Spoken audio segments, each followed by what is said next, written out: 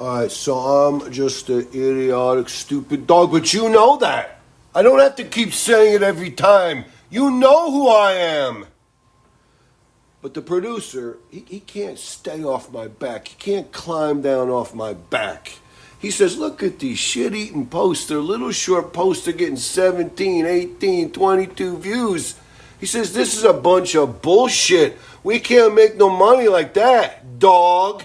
And I looked at the producer. I wanted to bite him, but I just said, whatever. Now what do you got? And he slaps down some papers. And because I have dog paws, he's going to flip them over as I read through them. This is a cold take. It's like you couldn't even, have a little rehearsal time. You couldn't brief me or debrief me. Come on, And the producer's like, you're the one who told me you do it one time, straight through, no retakes, no rehearsals, no notes. I said, yeah, and this is like 5 pages of notes.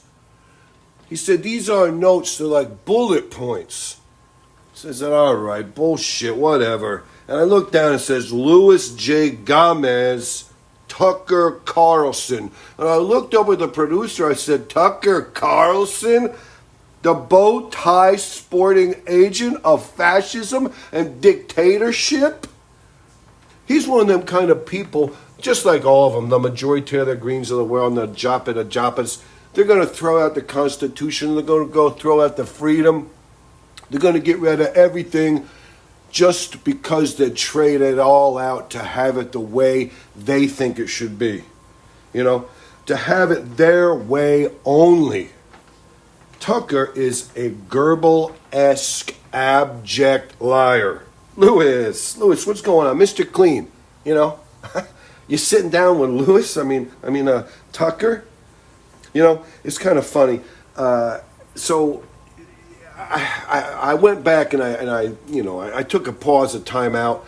I said blah blah blah blah, and I did review some of the podcasts I put on my apparatus, and I looked at a little bit of it. It was funny because at the 3-minute mark, Lewis doesn't pick up on it, but there's underhanded slight where Tucker says to Lewis, now, I want to ask you a question, but there's people who have real talent. And why do these people like, I forget who he was saying, like the guy on Late Night with Colbert Gordon or whatever it is, those people, how come, they have the real talent? And I'm like, the inference is, Lewis, you and your buddies don't have real talent, but that's okay. Tucker's podcast looks like it's a farm report staged in a big Swiss sauna. That's a little off-putting, but that's all right. At some point, they start talking about Lexi, their producer, and they did a little David Chappelle thing against Lexi. Tucker played it, but Lewis kind of snuck in. This is like a passive-aggressive slate fest. Lewis, sneaks in the thing. He mentions right-wing grifters. He says, I'm not, I thought Lexi was probably trolling or fishing for a right-wing grifter to come on Fox News. He's like, Fox News where all the scurvballs go to work. You know what I'm saying? Tucker's like, yeah, I know exactly what you mean. Thing about Tucker is he's got that squinty, unsymmetric, one eye lower or one eye higher than the other. It's disgusting. But, whatever. Lewis, for his thing, he's got that sheeny Mr. Head thing going on. And, if I was going to say anything, I would say, Lewis, you need to invest in some of that anti-sheen. The main thing I took away from the whole podcast is, Lewis, you need to invest in some anti-sheen. So I looked it up. I YouTubed it. And I wanted to give a few. This is where I also, was like, this could be like the bullet parts. I discarded the producer's notes. So I wanted to come up with a few bullet points of my own. So, Lewis, you could help that sheen, that, that chrome domus, off-putting, obtrusive, whatever you say, disenchanter. It makes it, it throws you off. You can't listen to what you're saying because your head is so shiny. But if you use clippers instead of a razor, Lewis, you'll get a better result. Another tip, Lewis, is you have to wash your head. You don't want a shiny head, you got to keep it clean. Here's another funny thing. They have a thing they call beard soap.